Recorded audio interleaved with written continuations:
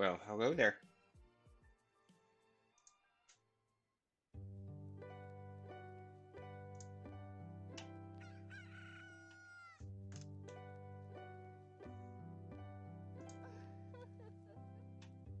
What else do we have here? That one's weird. Morning. Stinky feet. Perfect. Alright.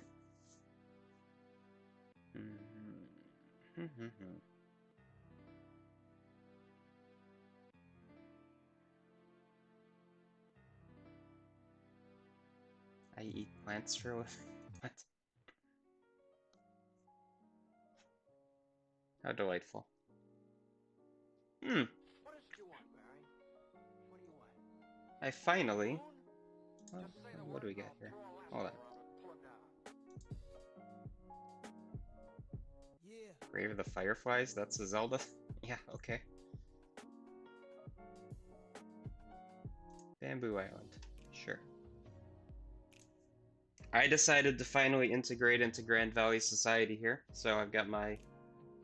Ooh. Finally went out and got a snazzy mug.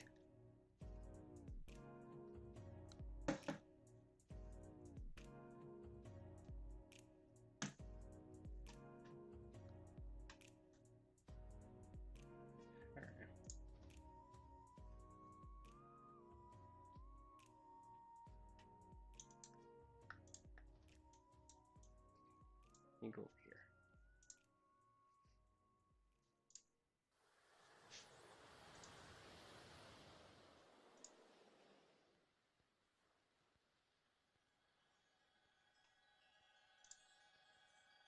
All seems to be quiet in Discord lands today.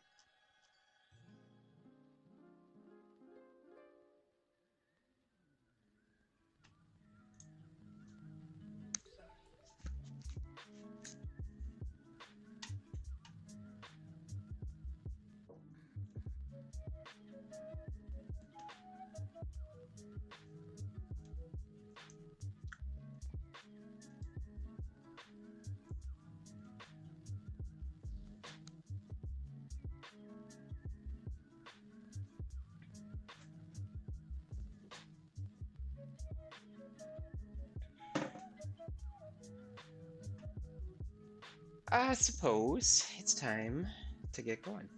Alright, do the slow fade. Question about the homework. Let's pull up the homework. I really hope that the powers that be decide on a new learning management system for next fall, because the thing that irks me the most is that I can't reorder the assignments and have it stick. Okay, question that you have. Do you show all 3 items in the detailed menu or a selected one? So you should pick a selected one. So there should be one view that shows all of the products and you can just show their name if you want. And then you select an item and it brings up the detailed information. So it could just be like a description, price. I can't remember if I actually told you what I wanted for it in there.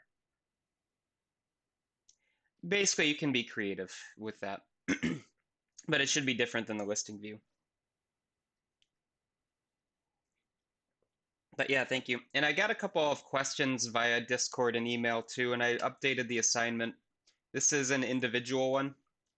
I thought that I had made that clear in the assignment, but I guess I didn't, so my apologies there. Yeah, this one's an on your own type of assignment. Okay, other thing to talk about before we get too deep into the land of OOP. I made your term project deliverable assignment available yesterday, and I wanted to walk through this really quickly with you because I don't know if it's any different than what you would expect. I know none of you have had me for a class before, so I like to make these expectations clear. So it is due April 29th. You might notice that is, I think, Thursday during finals week. Yeah, I made it last semester I made it due Friday, and that was really painful for me to grade. But the reason why I do this is to give you some flexibility for turning in your assignment, cleaning up your deliverables and things like that. Now, don't take this that you should be stressing during finals week about this. If you are done the 23rd, turn it in the 23rd. Okay? This is more extra time if you have it. Like, don't use it to implement 30 new features. Use it to, give yourselves 2 weeks to round things out. But I just want to make that clear. But because I am making it due that late, I can't accept any late submissions. So anything after the 29th, I won't accept. Ideally, it'd be like due the 23rd, but I know you also all have finals to study for too. Deadline clear. Hopefully, hopefully that makes sense. And it's in the term project folder here on the left. So let's walk through this really quickly with what I'm looking for. So your final deliverables are going to be your software requirements spec and your GitHub repository full of your code. Right? So basically, the too long didn't want to read this. There's a table at the very end. So make sure you read through the whole document with everything that I'm looking for. I will be grading based on this table. Okay. So what we have here is I want your software requirement spec. Should have a specific name. I want you to update your requirements based on feedback I have given you and what has changed throughout the semester. Okay, so if you've added new features, add a requirement in for that. Basically, what I'm looking for are 30 requirements in total. So 15 functional, 15 non-functional. For that, and this wording might be a little confusing, so make sure if you have any questions, please ask me before the deadline. There should be 3 categories per requirement type. So that's like the thing we had at the midterm era where I wanted like, this is my GUI section, this is my main game section or category. So 5 functional, 5 non-functional, functional, non-functional, 5 functional, 5 non-functional. At least 3 of these categories needs to have a minimum of 5 requirements. So if I see like 30 categories, like this is my intro, my GUI, my main game, my player, bop, bop, bop, bop, bop, and they all have 1, that doesn't count. You need at least 5. Ask me questions if you have concerns about this. Basically, I'm just trying to have you understand that your requirement spec should be useful. Okay, so we have requirements to update. That's basically your final project write-up. That's what this is here. I want you to link all of your artifacts that you've developed as well in here. So there is a line item at the bottom where I link to my files. And this is your project plan, your use cases, all the things that you've done. Just drop a link in there. This is adding traceability. Revise, revise, revise. Make sure there are no spelling errors, no grammar errors. I will take points off for everyone I find. Update your README file for how I can install and run your term projects. So I should be able to pull it down and have it work. If you're doing something crazy. If you're doing something like Unity in GitHub and your assets are stored elsewhere, tell me how I can access them. Okay, so those are the requirements for this project, for this SRS. So update your requirements, link everything, update your README. That's basically what I'm looking for here. If you want to go the extra credit route, add some extra requirements. So if you go above and beyond for Unity projects, ... Yeah, so do you have a specific question there, or was that a reflection on?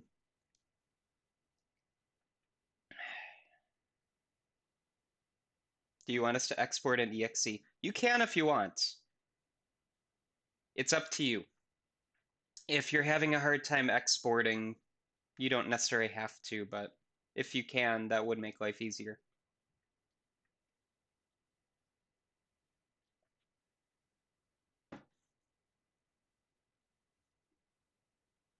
And I guess I should ask you all too. I'm making the deadline late into finals week just because I feel it would be less stressful for you. If it's less stressful for me to make it before finals week, let me know as well, because I don't want to create any undue problems for you.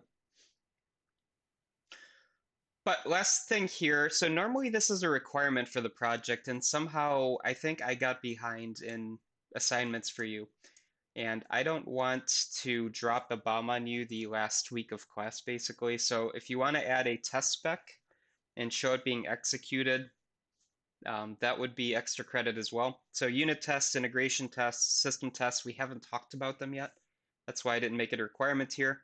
But if you want or need extra credit, feel free to go ahead and add this in.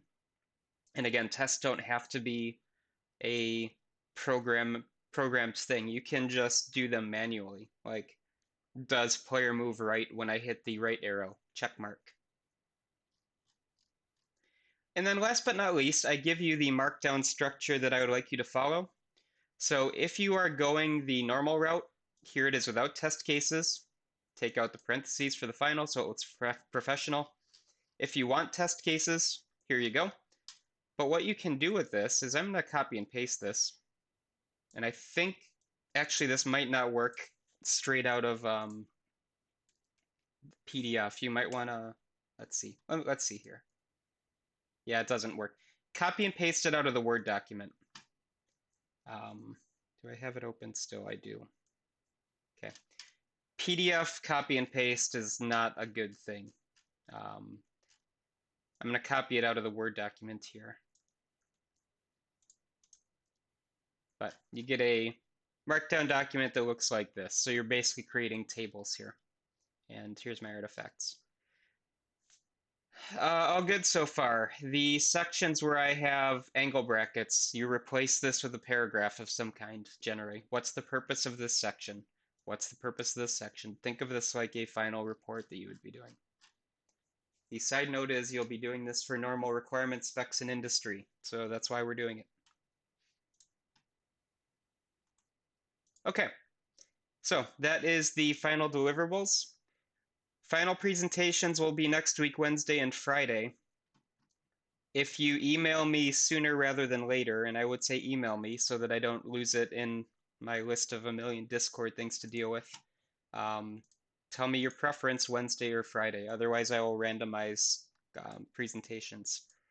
And one thing to also talk about before we jump into this, you do not have to be completely done by the time of your presentation, but you should be able to show us where you're at and what is left. Good?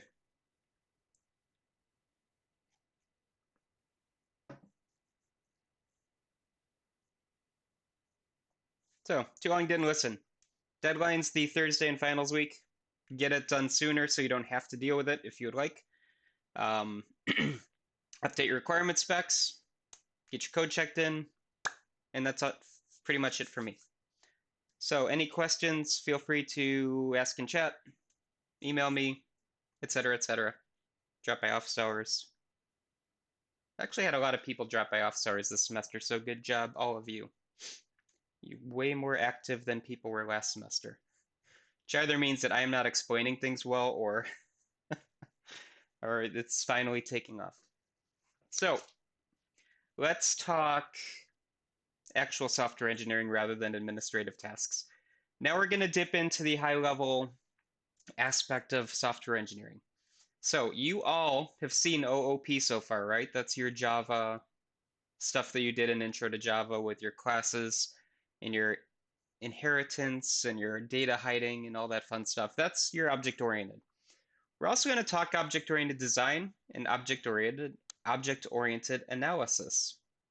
I'm expecting you all to have seen OOP before. Any of you ever see OOD or OOA?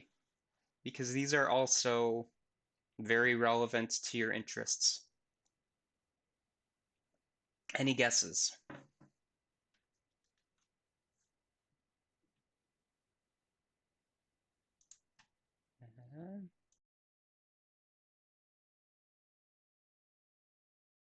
He remembered to pause before he coughed. All right. Oh, this is the PogChamp today. Look at that.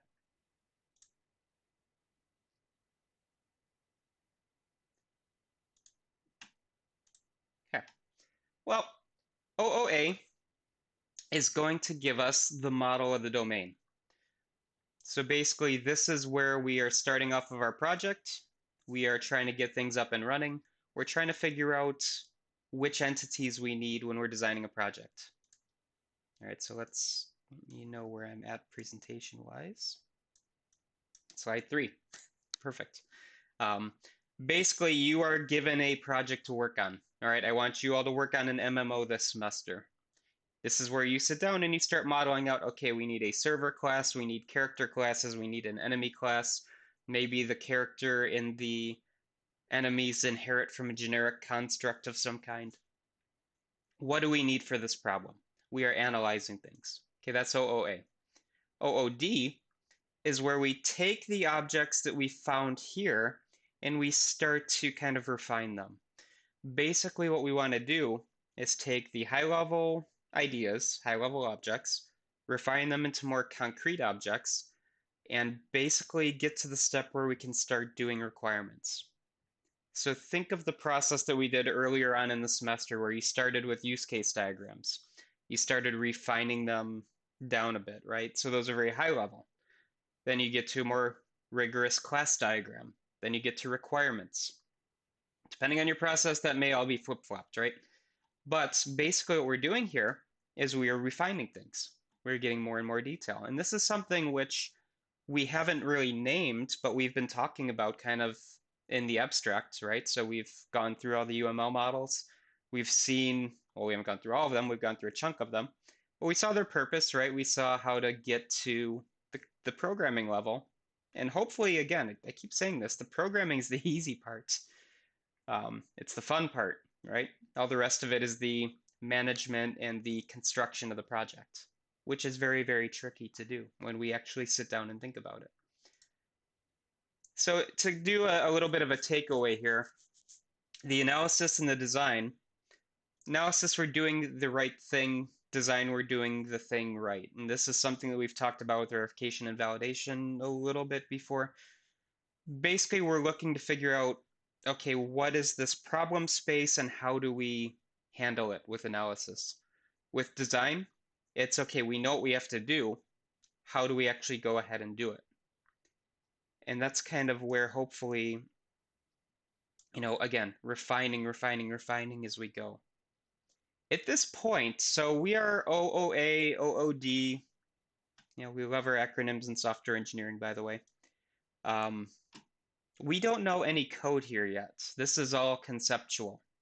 This is all model-based or high-level requirements. No code yet. We are just planning out our projects. All right. OOP, which again, I'm expecting you all to have experienced before, right? That's the core of Java or C# or even C++ with extensions typically. This is where we take everything that we've done so far and realize it into a concrete programmable binary object. And moreover, this step, we can also add on extra constructs that are specific to that language too that you're programming in. Right, with Java, you can take your class diagrams and directly plop them into a Java class, and same with C#. If you're doing something like C++, maybe you need to go out and grab the boost library, or you need the C++ X 19 or 99. I never got into the C++ extended languages myself. Or if you need to like bring in templates or things like that, right? Maybe you're just using the STL library. Basically, you're going to take the conceptual stuff and realize it. You're going to implement it. And we can also, hey, we can keep adding objects here too. Maybe we forgot something. In our MMO game that you're all building, quote unquote building, maybe we realize we need some kind of a socket-based class for slinging data from client to server and back and forth, and we haven't modeled that yet. Well, maybe there's some kind of a socket technology in our OOP frameworks that we're using to enable that. We can add it in at this step. And just for reference, if we forgot what OOP is all about, that's where we have our, kind of our class-based setups here, where we have objects have methods and properties and things like that, right? So hopefully, at this point, we are quite well aware of OOP. The design aspect would be doing this conceptually, right? So just making the UML model for this car here, that could be the object-oriented design aspect. The P part would be the programming part, right? Make sense so far? Everybody good?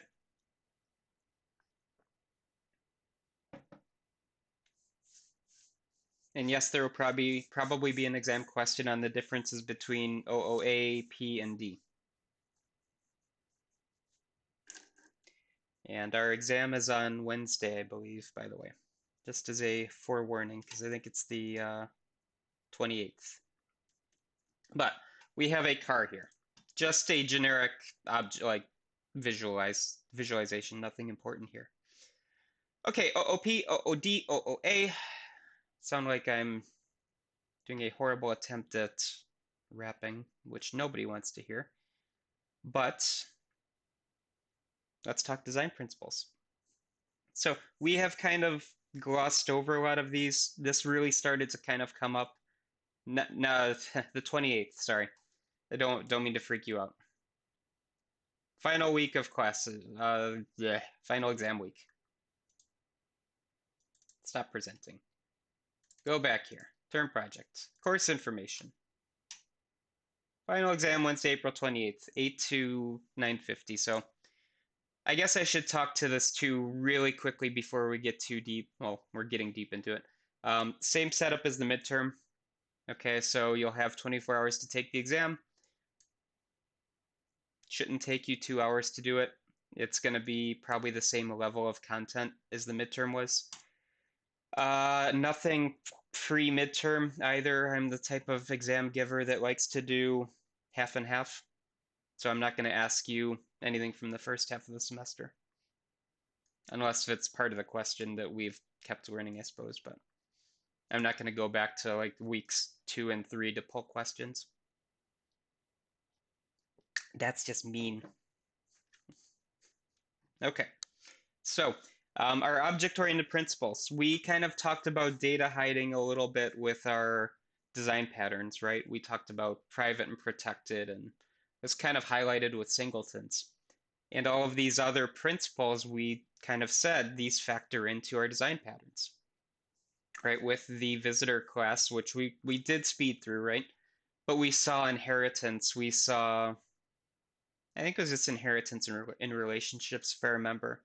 Like you have the visitor class, and then you have the concrete instantiations of that, which are inheriting from it. These principles all factor into our object-oriented principles at all steps, at design and analysis and programming. So what's encapsulation? We are containing information in a particular bubble or a class, right? Hiding, this gets us ways to protect our data, protect our attributes and methods from maybe other classes in our system that will accidentally talk to us, or eager programmers who want to, say, pick apart a program, use it for their own purposes, and then not realize they're breaking everything. Maybe you're trying to access a singleton directly rather than call its get instance method. So here's two. We also have reuse, which is a great topic to get into for software design. How do we reuse things over time? How do we save ourselves effort? Well, that's reuse, right? Let's reuse that player class. Silly, simple example, which I'm sure you're all kind of sick of at this point. E5. Okay. This little silly demo that I've got here, right? I reused all this code from a Godot project. The Godot project took me a solid 2 to 3 weeks to figure out how to do a noise function, draw to a tile map, control a character, etc., etc.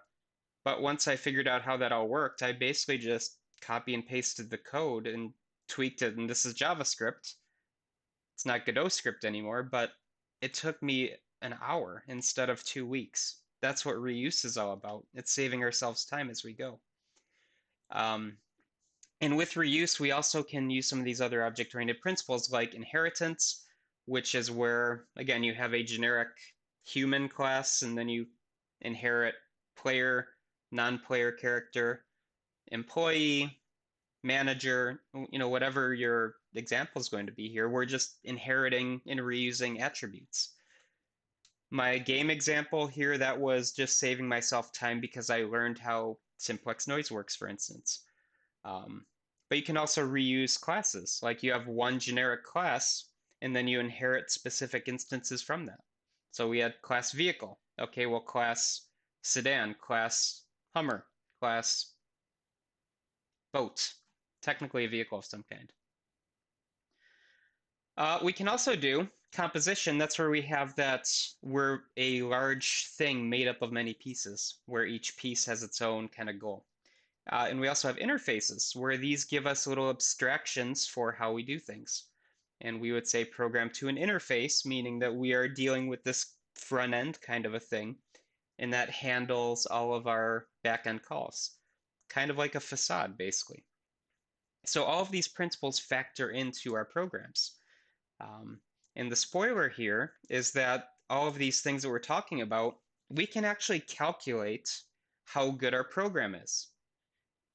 Okay, there's actually mathematical formulas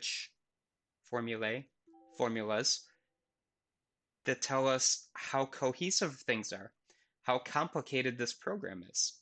And if you start seeing these mathematical functions get like way out of whack, you probably have to do something like refactor because your code's a horrible spaghetti mess. All right, so let's talk about some of these things in a little bit more detail. And please feel free to let me know if this is all stuff that you learned in like Java 1, for instance. So encapsulation, I know that you probably have seen. I'm curious how deep you went into things like inheritance and encapsulation and information hiding and why we do it, not necessarily just the physical act of creating it.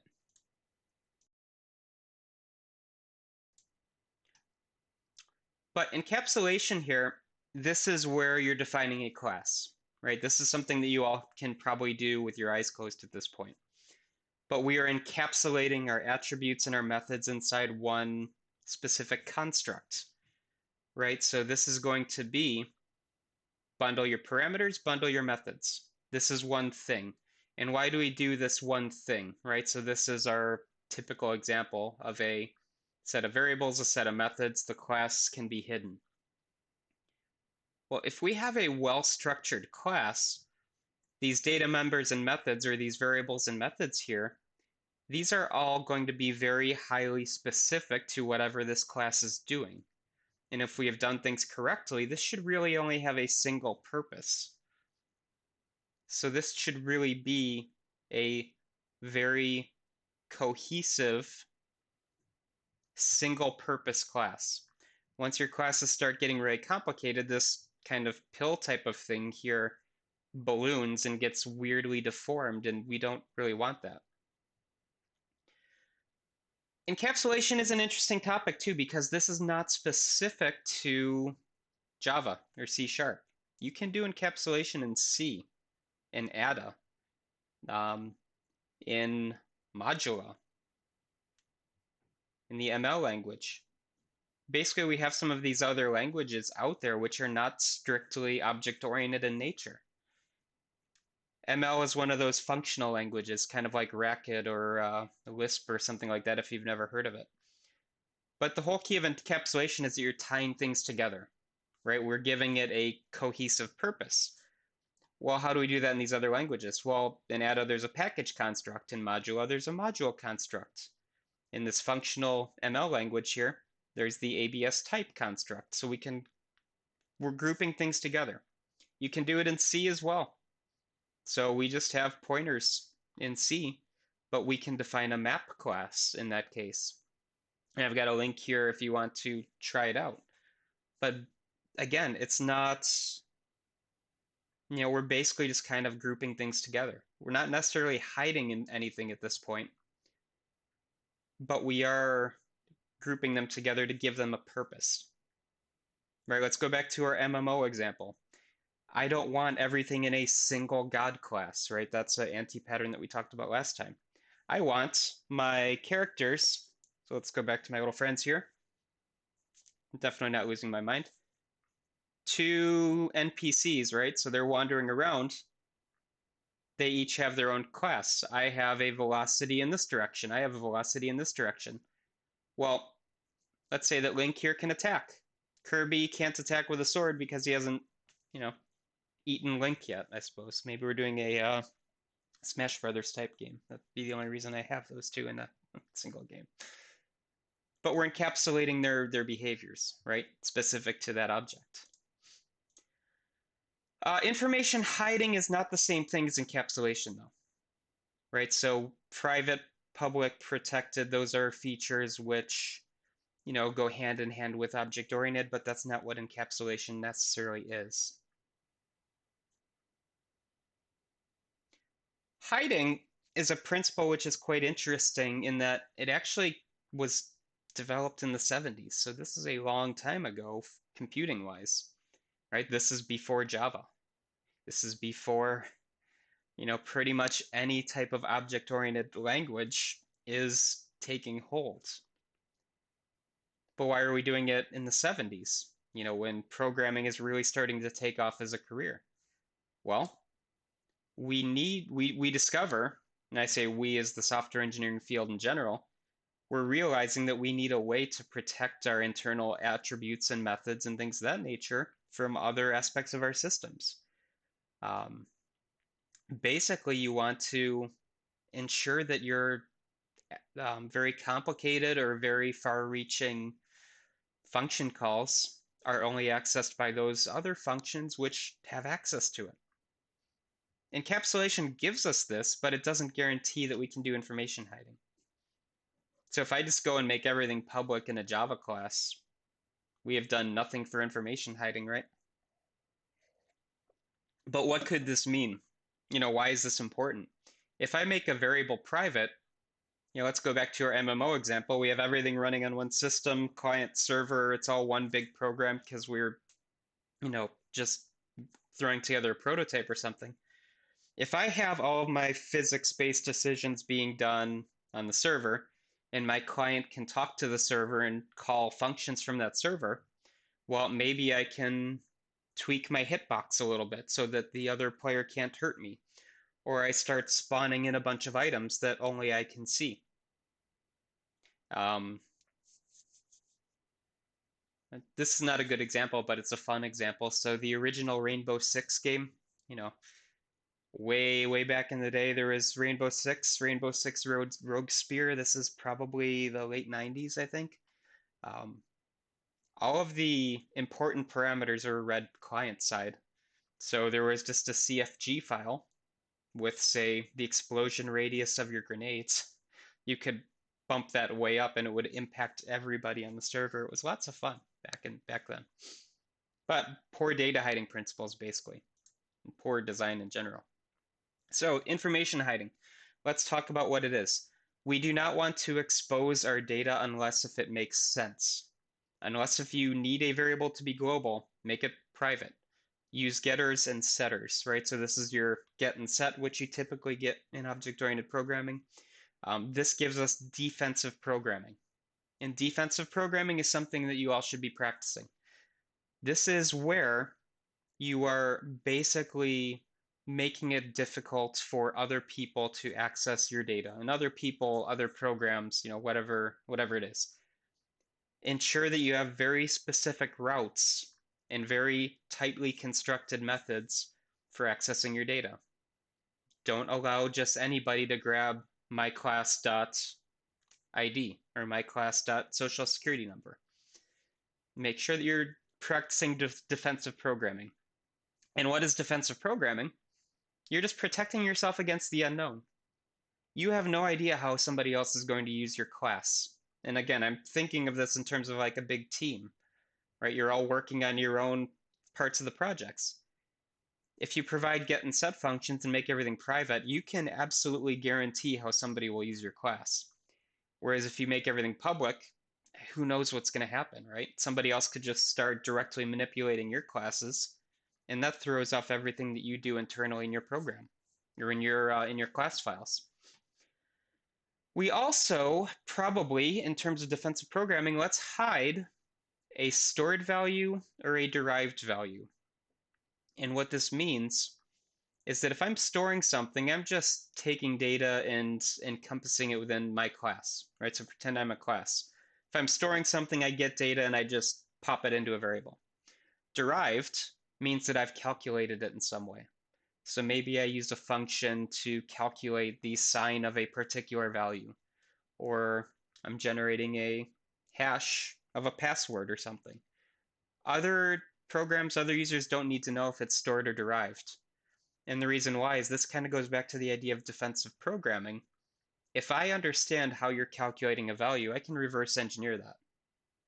Right? So if I know you're using SHA-256, I can throw a brute force, hash cracker at that type of thing and try to reverse engineer what your original password was. Or I don't even need to go that route. I can just run my own instance of that and see what matches up with the hash. Basically just have gets and sets, which abstract away the actual important things. This is all defensive programming. This is protecting yourself against, maybe interns who don't know what they're doing, maybe programmers who have been there for years who think they know what's best and they actually don't, myself included, or people who want to break into your programs and maybe reverse engineer it. Okay, other rules for hiding. Don't expose the internal structure. Don't let other people know, other classes, other programs, so don't let them know what's going on inside. Hide everything. And again, just make them accessible via gets and sets. Basically, don't expose everything is kind of the key here.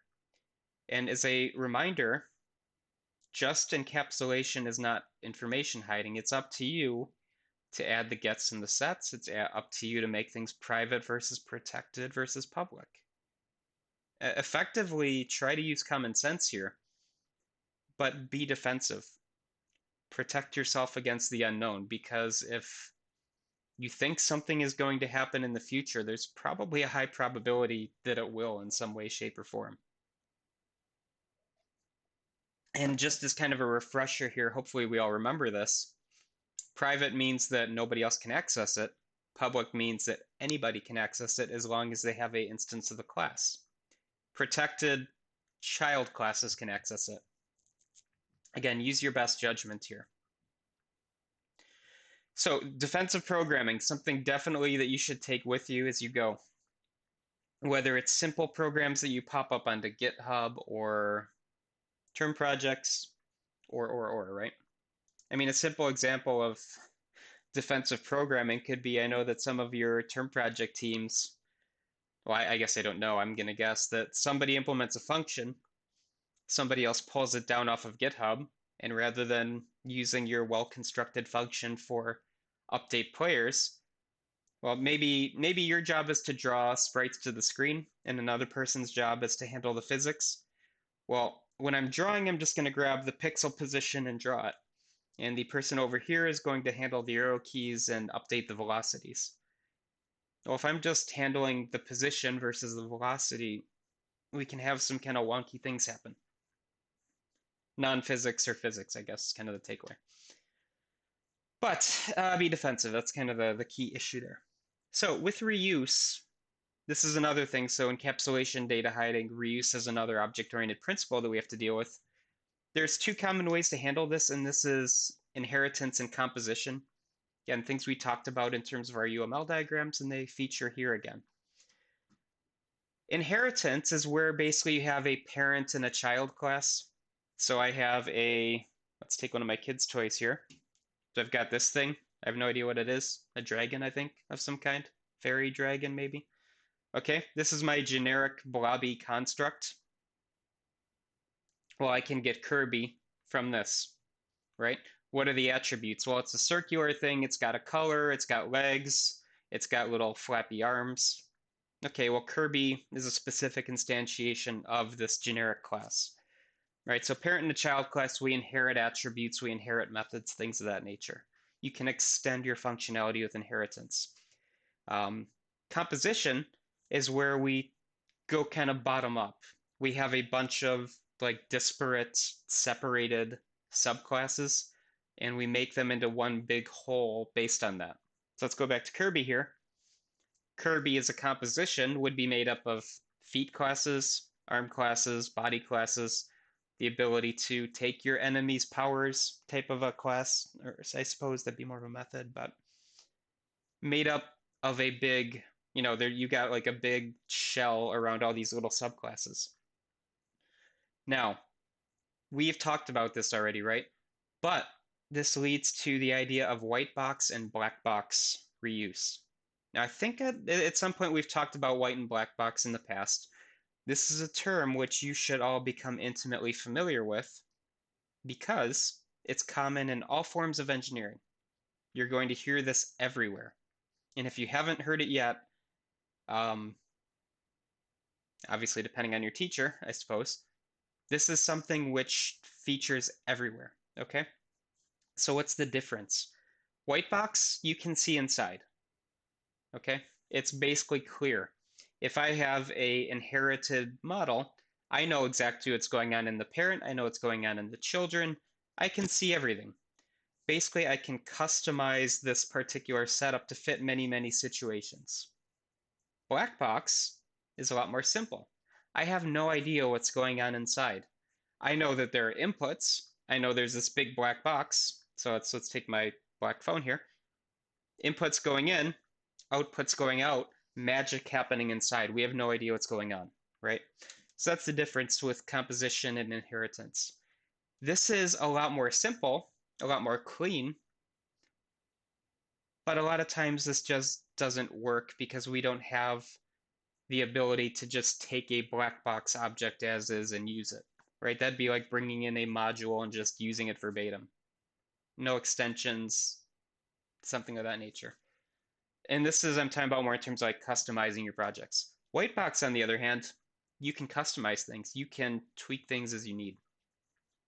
There's also gray box, which we'll talk about later on. That's kind of a mishmash of the two. Differences between composition and inheritance. So here is a kind of a visual here. We talked about composition and aggregation before. We're going to kind of consider them to be similar for these purposes. Inheritance is a is a relationship. Composition has a. So a building is a house, or sorry, a house is a building, right? I could have a condo is a building, a office is a building, a yeah, X is a building, right? We have common attributes that we are inheriting down here. Walls, windows, floors, etc. These are all inherited. Whereas composition, house has a bathroom. We could also have office has a bathroom. It's made up of all these parts. And we would just kind of link them together through a composition here. So hopefully that makes sense. Inheritance, just to kind of hammer this point home, you're going to have a parent class and a child class or a superclass and a subclass. It means the same thing. The general high-level class captures all of the common methods, common attributes that every single subclass will have. So the animal class has legs, does it, run, walk, play, etc., etc. The dog subclass might be that it barks, the cat subclass meows, the tiger subclass eats you, whatever you're going to extend it as. Basically, we have a generic high-level class, specific subclasses. Advantages. Implementations are pretty straightforward, pretty easy. If I can construct a superclass or a parent class, I pretty much know exactly how this object's going to be instantiated. Adding concrete realizations becomes easy. Easy to modify too. Again, this is the white box aspect. Let's see, I don't have the slide yet. Any disadvantages here?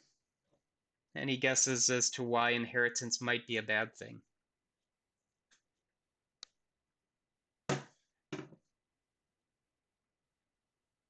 guesses at all? I've been doing a lot of talking and not letting you all chat. Ripping my throat to shreds today, too.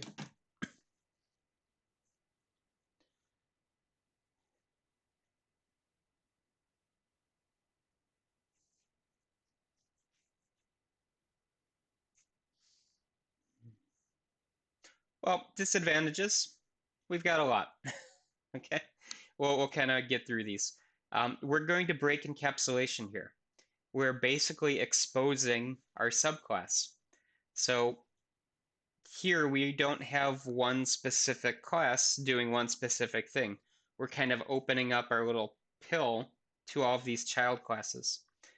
Basically, we have exposure of our implementation details. This breaks that information hiding rule that we had earlier. But the benefit is that it's easier. Not necessarily a bad thing to break encapsulation if it makes sense. Also, this is kind of one of those things where breaking that is not necessarily a great thing. If our parent class changes, our subclasses may have to change as well. So if our animal superclass suddenly inherits or suddenly adds a whole bunch of new properties, our subclasses probably have to implement those too. Now, composition, on the other hand, this is where we start delegating functionalities. And delegation basically means that, okay, I have this big parent class or this big shell class. All of the little subclasses will have their own particular functionalities. And this can actually happen at runtime as well, which is kind of a nice thing. With composition, we're going to typically program to an interface as well. And I'll show you an example of this here in a second. Yeah, let's kind of get through this. Basically, to get this black box idea, we're going to develop a bunch of interfaces. And that's going to hide the inner workings of this composition black box that we have. We have wonderful encapsulation here because everything's inside of this box. But the cost is that we're going to aggregate and accumulate all of these little sub-objects, which are going to, they're all going to be very single purpose and they're all going to serve a specific purpose. But this is going to add on to the kind of complexity of our overall system. Let me give you an example here which can help. So here we have an interface and a composition type of a system here. All right. So we have a object that can move across your screen. Okay. So think of I guess Kirby, you're on point today. So here we have a circle. Okay, let's make him a circle. Let's hide his feet. He's a circle. There, perfect.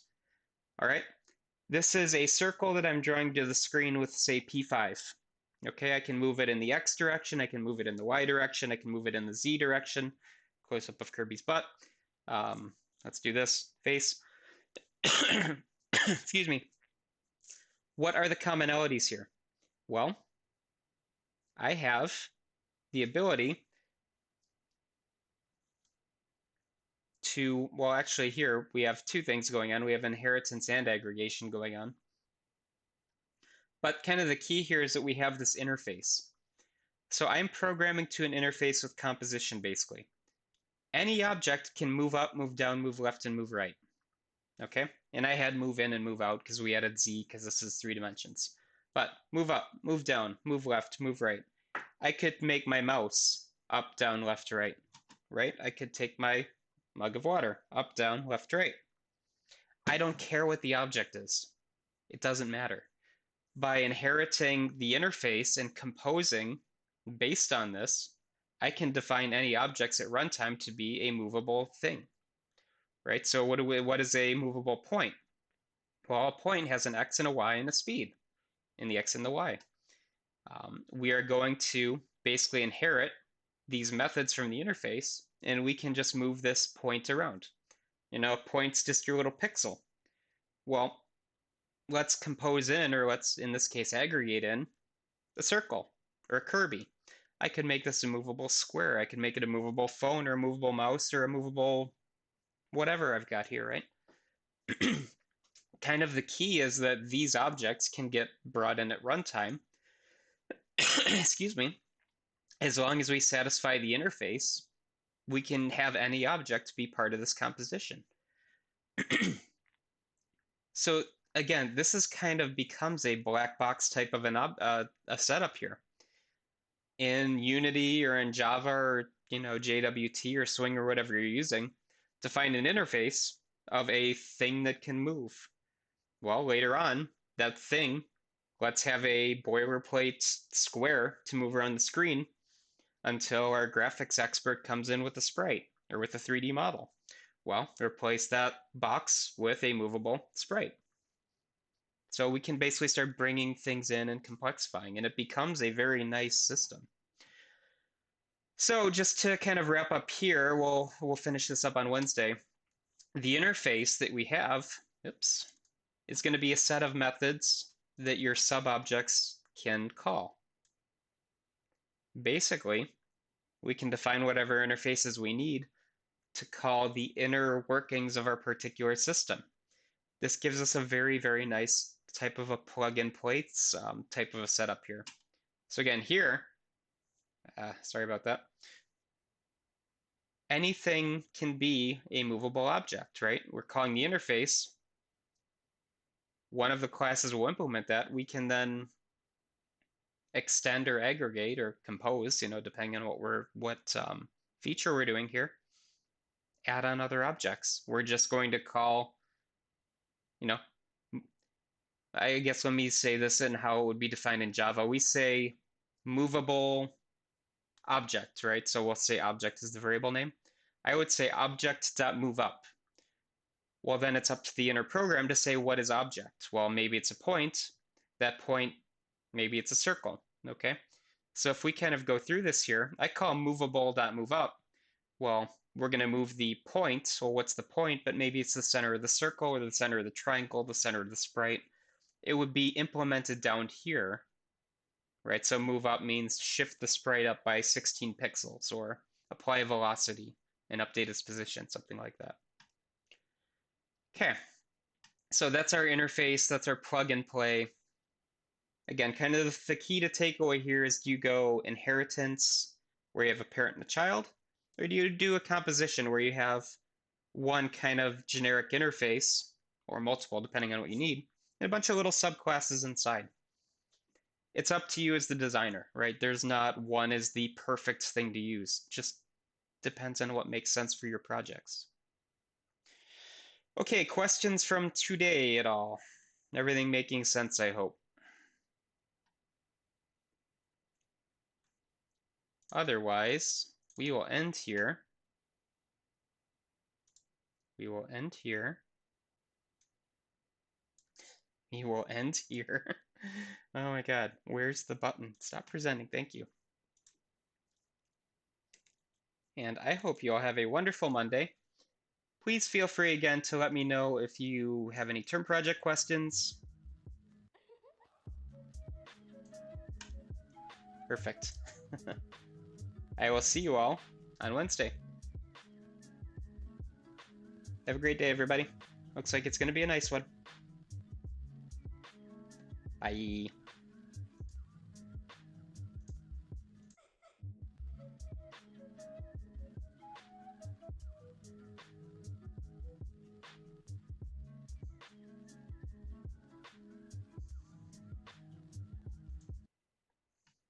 End stream. I don't know how the example for the homework lets us type new data.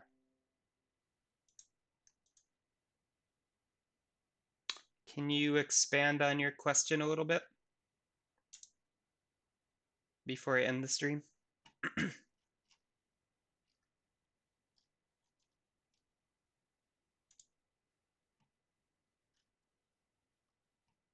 We're talking MVC, right? The Geeks for Geeks example. Ah, okay. Let's see this guy here, right?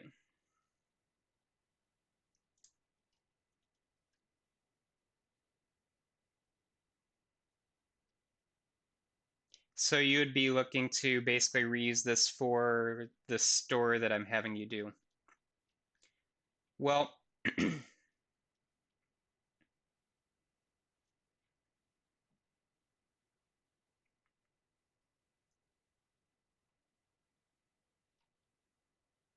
let's see. So here we have our controller, we have a model. Okay.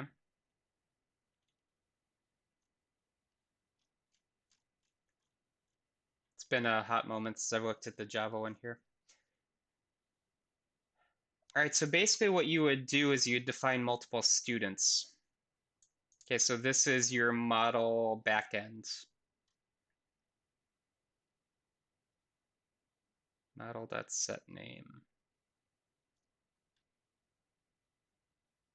Okay, I see what's going on here.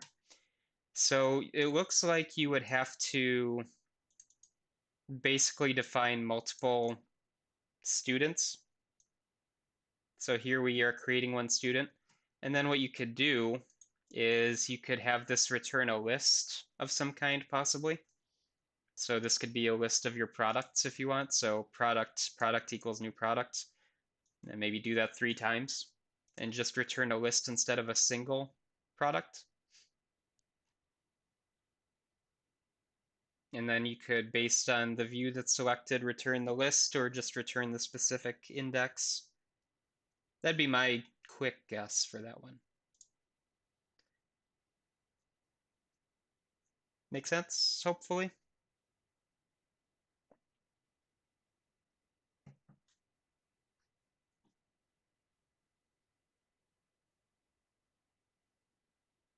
Was that in Python? That was a Java one.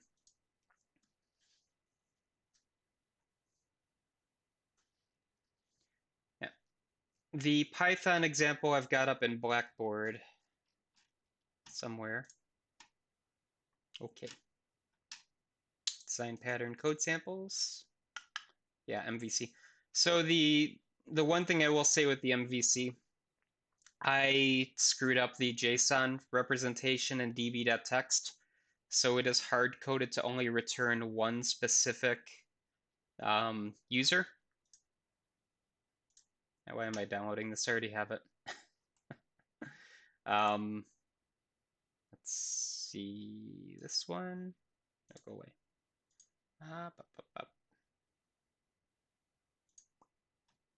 No, that's Ubuntu. I don't want that. Been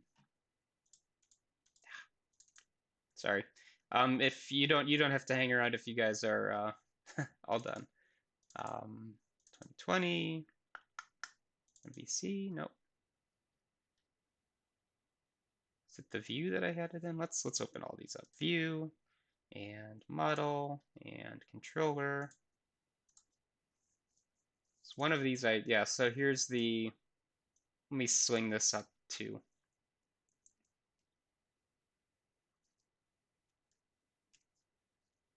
So here's also an MVC for Python if you want to play with this one.